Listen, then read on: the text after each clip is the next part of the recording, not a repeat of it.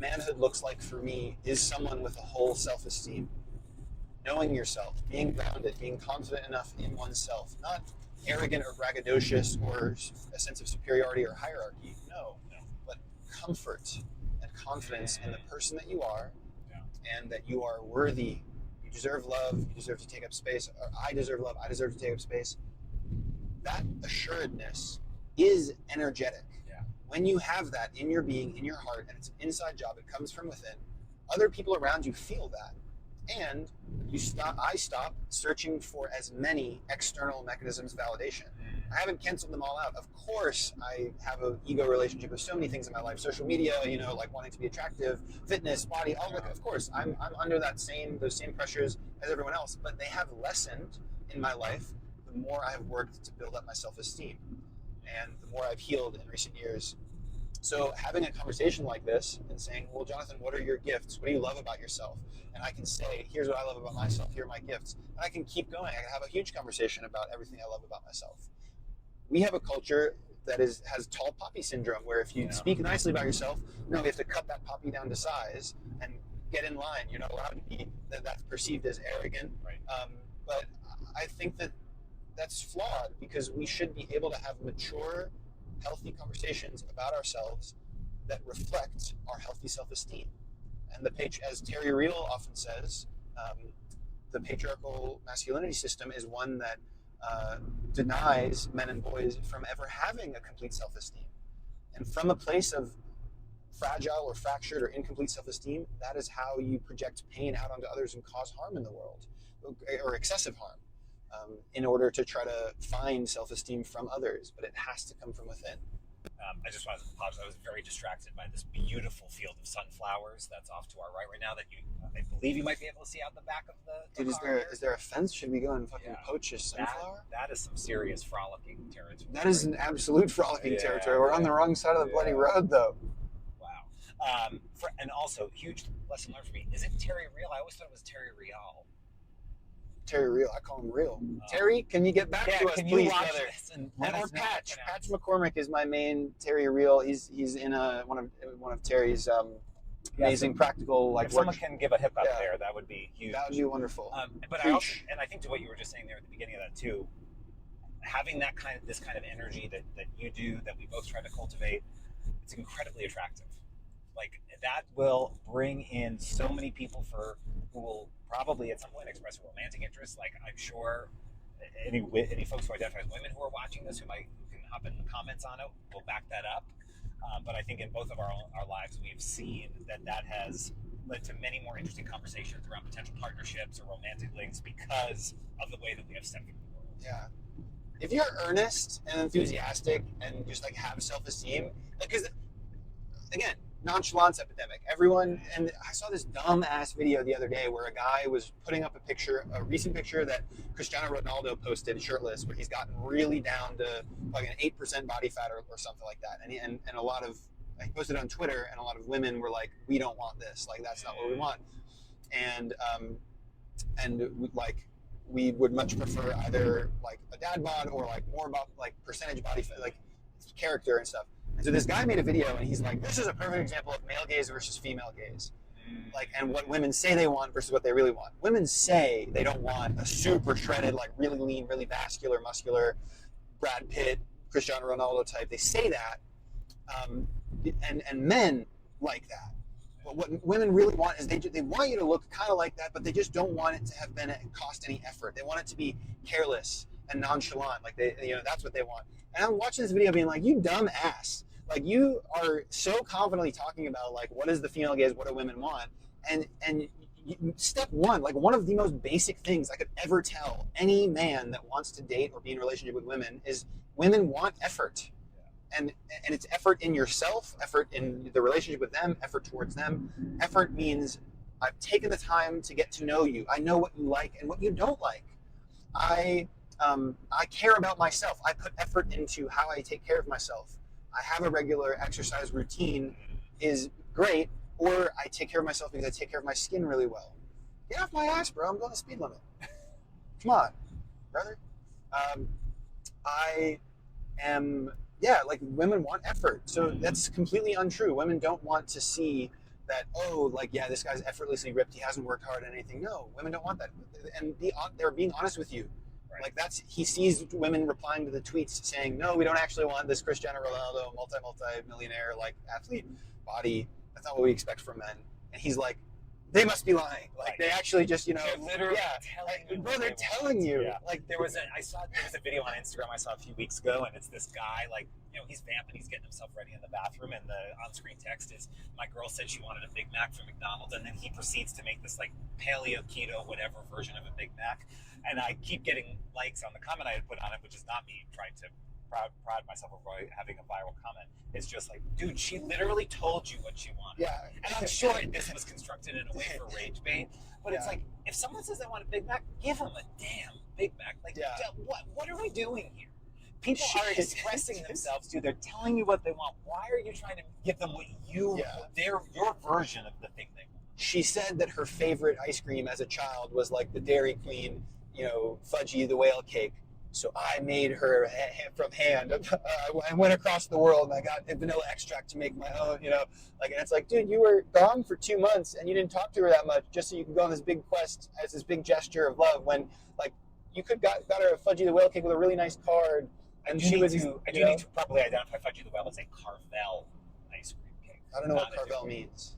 You've never been to Carvel? I don't know what that is. Oh, that's got to be an East Coast chain. It was an ice cream chain from when I was a kid, but they were the creator of Fudgy the Whale. Oh, okay. Yeah, cool. yeah. All right. Carvel, some of the best hot fudge, to the point where apparently twice in like a 2 or 3 month span, I texted my mother that I really wanted Carvel hot fudge, and she said, "This is the second time you're telling me. Are you pregnant or something?" That's funny. I was like, "Yes, I have cravings. Telling you, I'm pregnant, and this is my craving, Mom. I need Carvel hot fudge." But anyway, be chalant. Be chalant. The reason, so Jonathan and I are passionate about what we do. I'm passionate about making the world a better place. I'm passionate about breaking cycles in my family. I'm passionate about learning how to be a better man. I'm passionate about being a good role model, even though I'm imperfect and I'm gonna cause harm in this world. It's inevitable. But I care. I care about shit, and I'll talk your ear off about the shit that I care about. And I don't care about everything. So some stuff I don't have an opinion on, maybe, and I have to think about it, and that's okay. But the idea that a complete, desirable, real masculine man is someone that everything comes easily to, and like it's filled with contradictions. The patriarchal expectation, the patriarchal ideal, because men must be hardworking and sacrifice and share their work, but also you're supposed to act cool and calm and collected and nonchalant about it. Like, that's contradictory. Right. So what women, like, if your thing is painting Warhammer figurines, go all in on that. Be your full-fledged self. Freak mode, go crazy, whatever it is that makes you you. And you can balance between saying my authentic self, like, oh wow, like this thing this habit or personality trait I have, people don't seem to like that much.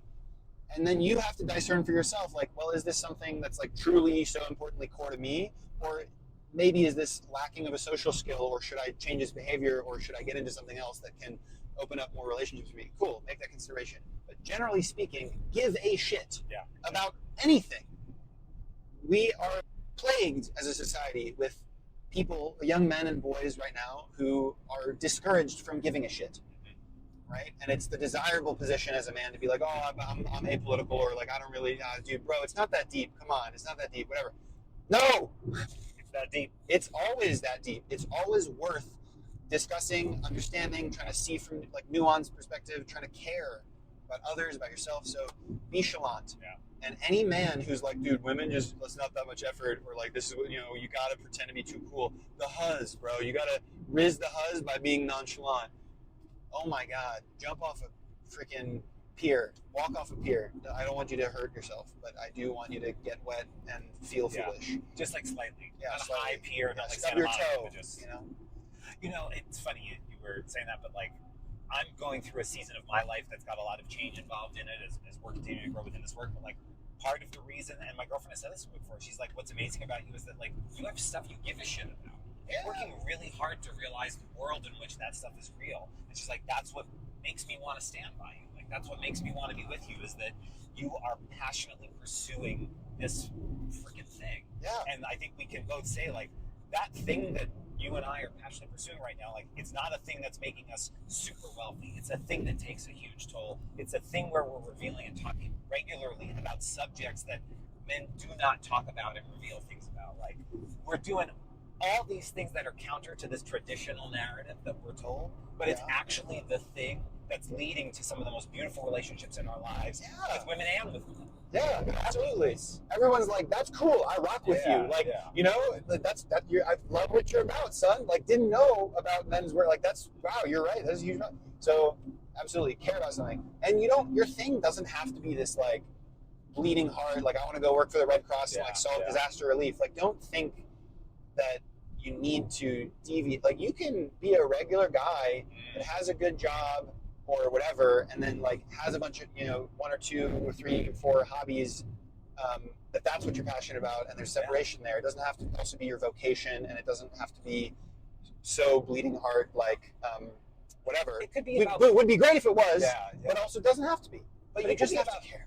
Yeah, it could be about being the soccer coach. Yeah. It's about the way you raise the members of the team and what are the values you're instilling and all that stuff. Like, there's just so much. It's not just, I coach the kids, I show up and we're there on Saturdays and whatever. Or like, okay, and you were saying this as well. You're like, it frustrates you how many men organize their entire lives around watching, like being a fan of sports, right? I agree with this. I think that if you are someone who can remember all of the new draft picks in the NFL every year, all of the new rookies, you remember literally all of their first, last name, where they're from, what team, all that stuff, their stats for your fantasy draft, and that comes in your mind easily. It comes in you, but you can't remember like people's birthdays, what type of ice cream they like that stuff.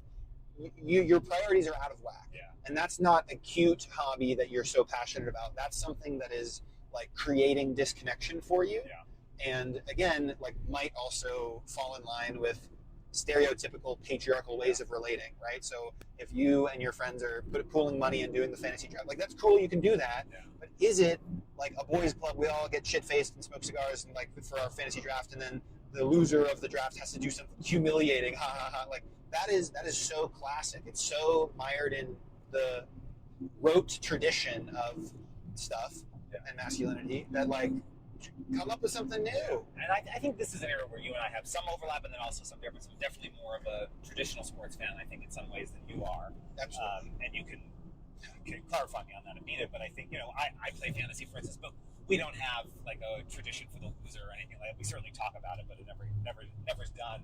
But I think for me, the big thing is thinking about, you're not like a sports fan as an identity, but also you're in a relationship to sport in the same way that you're in a relationship to your children, you're in a relationship to your partner, to your parents, etc.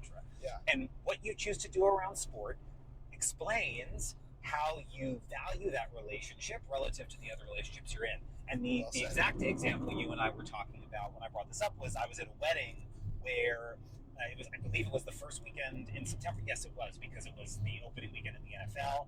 And somebody's husband took the red eye home Saturday night after the reception because he wanted to be home, not even at the game. He wanted to be in his like Barca lounger at home to watch the Bears have their opening season kickoff game. When what was happening was his wife was staying behind to spend the day at the brunch with her friends and their partners who stay behind and whatever. And that is you saying, I do not care about you and your friends enough to want to be here. I need to go watch my Bears. Listen, as I said to you before, like if it's the Super Bowl, if it's the championship games, if it's the World Series, I get it. I've definitely been like, oh, hey, I can't make it out tonight. I'm going to be watching the World Series. That's okay. I get that. But there are 17 NFL games in a year. There's 162 baseball games. There's 82 basketball games. I think I don't know enough about hockey to know. I believe you. Right? There's so many opportunities for you to work on that relationship. I'm sorry, your relationship with the real people should always be prioritized above your relationship to this team, which, and I'm not even going to get into the capitalist enterprise of it all. Let's leave that aside, because that's a whole other can of worms to get into. But you have a relationship to sport, and that's what you need to be thinking about as well. Also, like that meme of like a guy that's like, his shirt's kind of untucked, he's got crumbs on him, and he's on the couch, he's got beers and chipped containers and stuff, and then he's like pointing at the TV, and he's like, that guy can't pass the fucking ball. What an idiot. Like, I think that's a pretty funny trope, because again, collectively, all like male sports fans who are really big fans of other men that run around and play games, sometimes in cute coordinated uniforms. This is my dig at sports, right? Is like you're not a player yourself necessarily, right? But well, I will say there was a game this year when the New York Jets had negative passing yards. I could definitely do that. I could have negative passing yards in an NFL game. So I will. That's the one exception. Yeah. That's the one exception. Yeah. But anyway, yeah, like just where your priorities at, and is your relationship with this thing, does it trickle into and cause discord in the other areas of your life?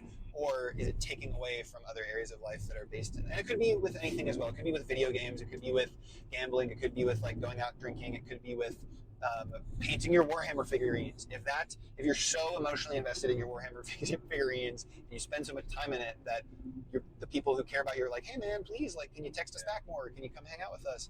Then you should reorganize your priorities, because men have a way of fetishizing solitude and isolationism as a necessary component for growth. That's suffering. Pain is inevitable, but suffering is a choice. And I think the two get conflated a lot in society, and men fetishize the suffering as a necessary part of growth. Yeah. And I do not agree with that sentiment. I think that there is much to learn from those who have been through pain and hardship, and in some cases from those who have suffered. And yet, there are limits to am I choosing to continue to suffer in this situation that is causing me pain? If your hobby is something that continuously takes you away from people, and you're like, no, bro, but I gotta be number one on the Fortnite leaderboard, or like, no, I'm really gonna I'm just super into this thing, and so in order to be the best, or in order to like grind and lock in, I need to like not hang out with as many people. I just think we need to be careful about supporting and engaging with that narrative, because it is one that plays right into patriarchal tropes of, yeah, dude, like lock in, become a hermit, like, and then emerge the beautiful butterfly. Then all the girls are gonna flock to you. Then everyone will have been waiting for you. Then you're gonna have like the people that'll come into your life at that point. Those are the worthwhile ones. Like when you grind and you have the Lamborghini, like, bro, then don't worry, you're gonna have all these girls around you, and that's gonna be great. And it's like, no, bro, that's a future promise of unfulfilling connection based in superficiality. And the time that you've spent grinding and not hanging out, you're missing a human need of connection.